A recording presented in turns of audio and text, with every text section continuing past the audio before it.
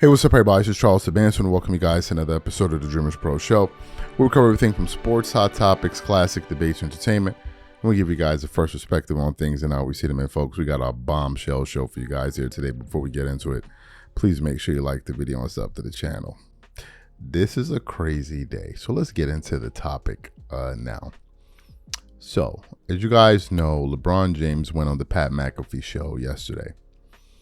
And he went on a rampage. He sneak dissed Charles Barkley and these guys. He talked about Stephen A. Smith. He talked about Brian Windhorst. He got at everybody. But the person that everyone is talking about is what he had to say about Stephen A. Smith, talking about he's on this Taylor Swift tour and all of this stuff. And I've always said, look, I don't think Stephen A. Smith is milking the situation, because the situation is literally about him. So he can talk as much as he wants to talk about it. It's involving him. It's not like as if it involves somebody else. It involves him, right? So I never viewed it that way. You can't clout chase off yourself. So you have that there. So LeBron went on his, rant or whatever you want to call it, with Pat McAfee, who was just up there twerking it up. Pat McAfee, he was twerking it up before LeBron even sat down. He was up there twerking it up. So then what happens? That goes on. And as I'm watching this, I'm saying to myself, Stephen A. Smith is definitely going to respond to son. But little did I know how far and how much Stephen A. Smith was going to say on his show. He even started off the show with the title. What did he call it? The name of the show? He started off the show with the title, "The Lies Keep Coming." LeBron, the lies keep coming. And in 3 hours, this show has 91,000 views. So I decided to click on it and watch. And for the very first time since I've listened to Stephen A. Smith discuss this issue, for the very first time, he actually went back at LeBron and wasn't trying to be politically correct. Because to me, when you're dealing with people that are not playing fair, I don't see why you need to play fair with them. LeBron clearly don't care about the niceties and those glowing things you were saying about him. So why sit up there and try to twerk it up for him? Go at him. And folks, let me tell y'all, Stephen A. Smith did just that. We got a lot that we want to play for you guys now, but before we even get into that sound, today's video is brought to you by our sponsor, Game Time.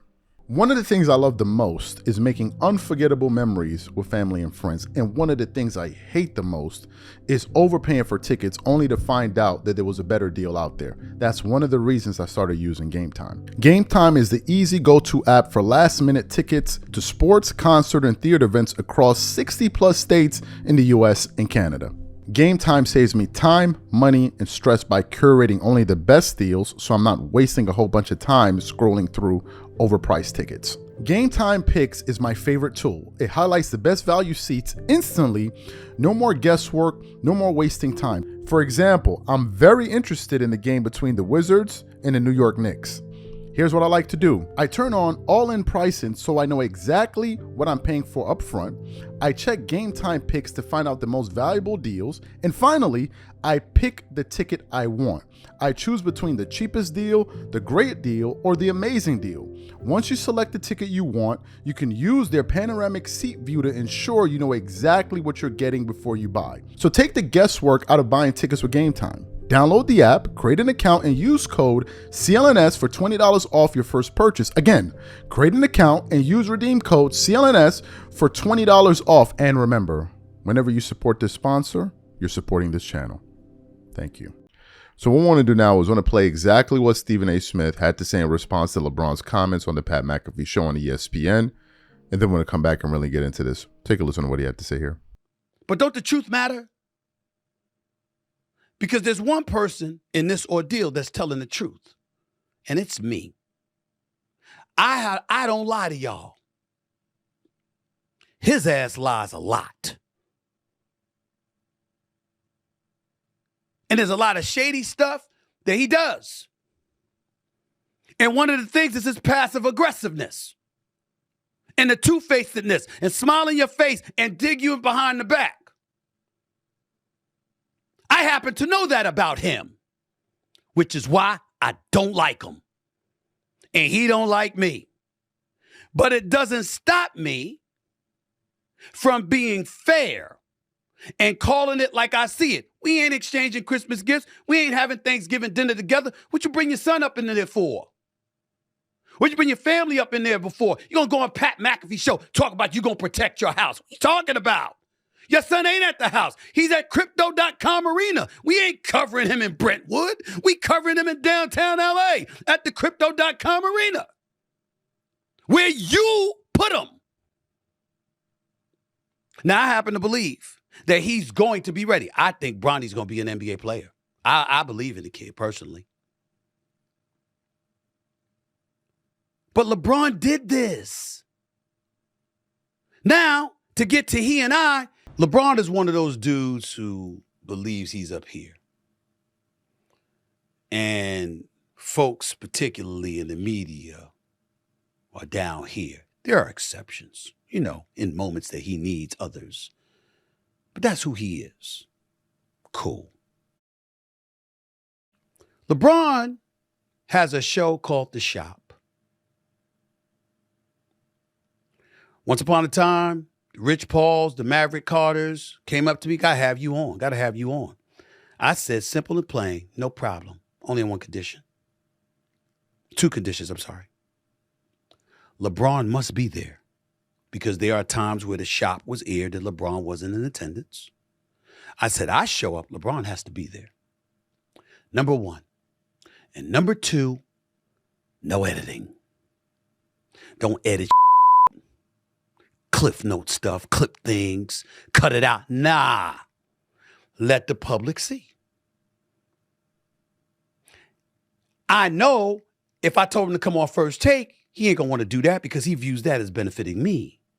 I know that if I wanted him to come on this podcast, he viewed that as benefiting me. Ladies and gentlemen, I offered to come on his spot.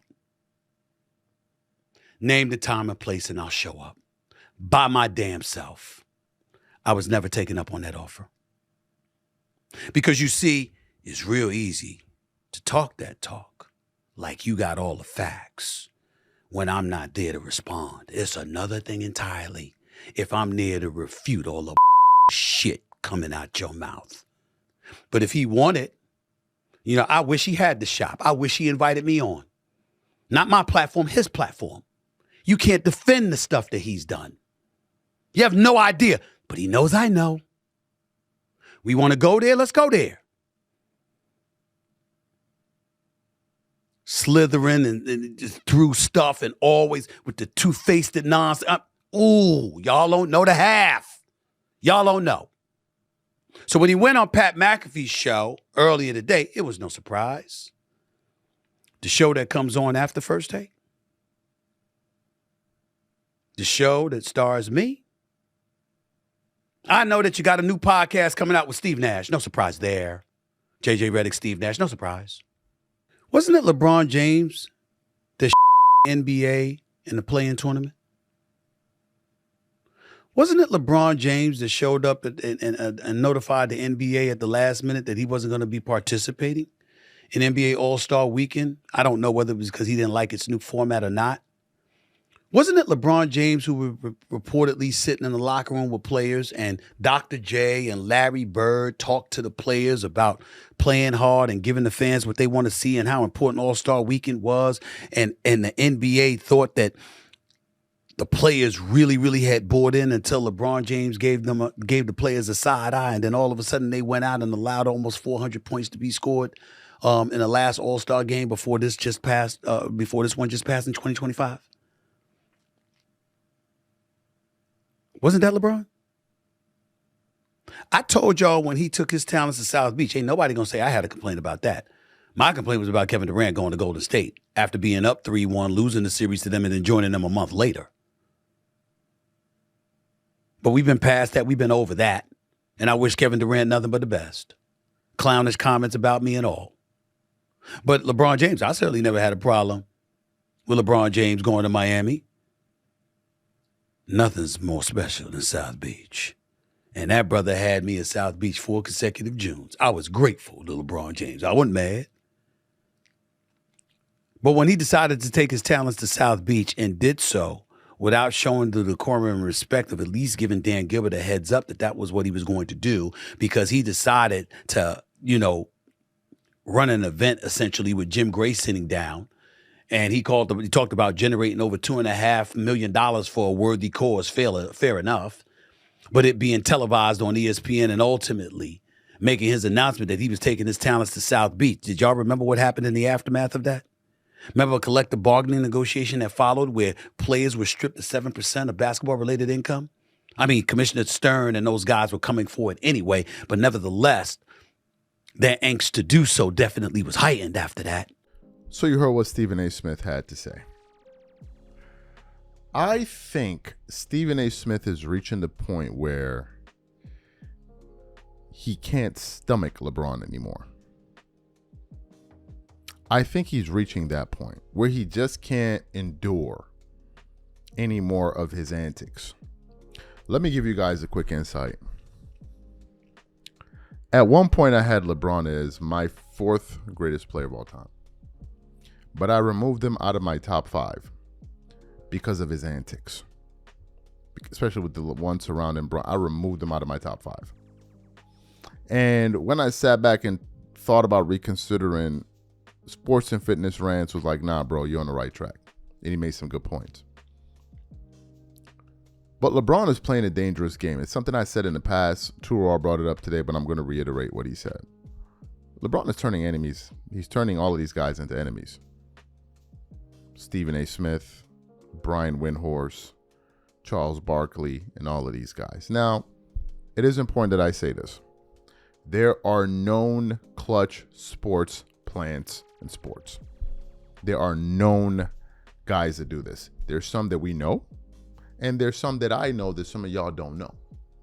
There are known clutch sports agents out there that are working to promote this gospel that is LeBron James. But I think he's making a mistake going at the big dogs. And I think if he's not careful, he's going to pay a price for it. Not now, but when he retires. We're going to get to that in a later show. But Stephen A. Smith called LeBron a two-faced phony that has NBA fans fooled. He got a lot of y'all fooled. Here's the crazy thing. Everybody thinks Kobe, like, oh, Kobe is this, Kobe's cantankerous, he was mercurial, he was this, he was that, he was... Everybody knows the good and bad about Kobe. Nobody knows the good and bad about LeBron. Do you know it? Everybody knows the good and bad about Michael Jordan. They'll tell you it in the comments. Oh, Jordan was this, he was that, he did this, he did that. They brought up his father, thing with Kobe, this and this, he cheated on his wife and all that. But with the stuff with LeBron, nobody knows. You have some of his fans that look at him like he's their father. They view LeBron like as their father. He would never, not daddy. Some of them want to call him daddy. Some of them talking about they wish they some of them said Bronny and them don't call him daddy the way they would call him daddy. What? Yeah, they said that. There are videos of it. So everybody knows the dirt on Kobe and Jordan. Nobody knows the dirt on LeBron. Stephen A. Smith does. He does. I wish he went into it in that moment. Because at this point, LeBron ain't got no respect for you. You're already a $100 million man anyway. So it don't matter no way, no how. But what I think Stephen A. Smith did was send off a warning shot. Keep playing with me. Keep on playing with me. Keep on thinking it's sweet and everything is a joke and you're going to go up there and kiki it up and laugh it up. When I start exposing your ass, we're going to see what's what. We're going to see what's what. Keep on playing with me. Regarding the two-faced nature, we all know this already. How many of these dudes been bad? Look at AD. You ain't got to go no further than look at this situation with Anthony Davis. Everybody knows he snaked that dude. Everybody knows this. NBA players have said it. Marcus Morris Sr. just was like, yo, LeBron wanted Markieff to be a part of the trade, but I thought he ain't know. Looked like he did know. We already been knew this dude is... We already been knew that.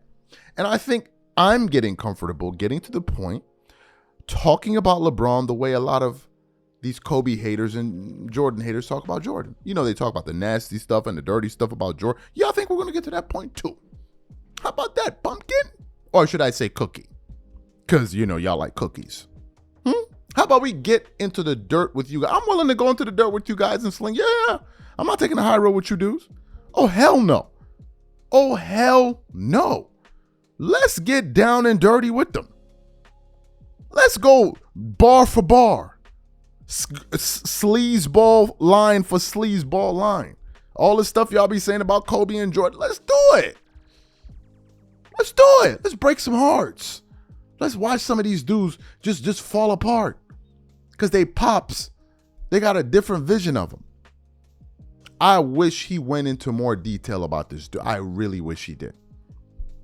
I wish he exposed it the way it's been allegedly exposed about Kobe and Jordan. Let's put it all on the table. Let's put it all on the table.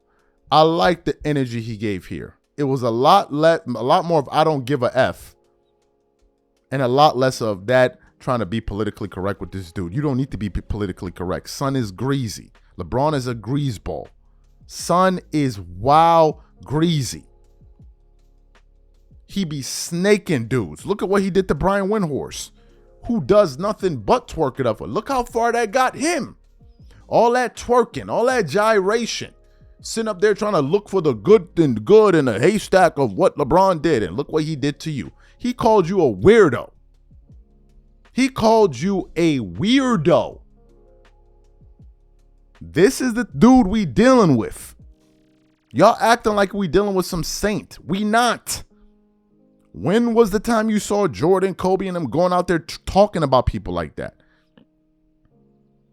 Look at how he was moving on that podcast. He just went on there to SHI, you know what, on everybody. No, I think it's time we start giving him that same energy too. You gonna dish it out? You're gonna have to deal with it. It is what it is. Catch you on the next one. I'm out. Peace.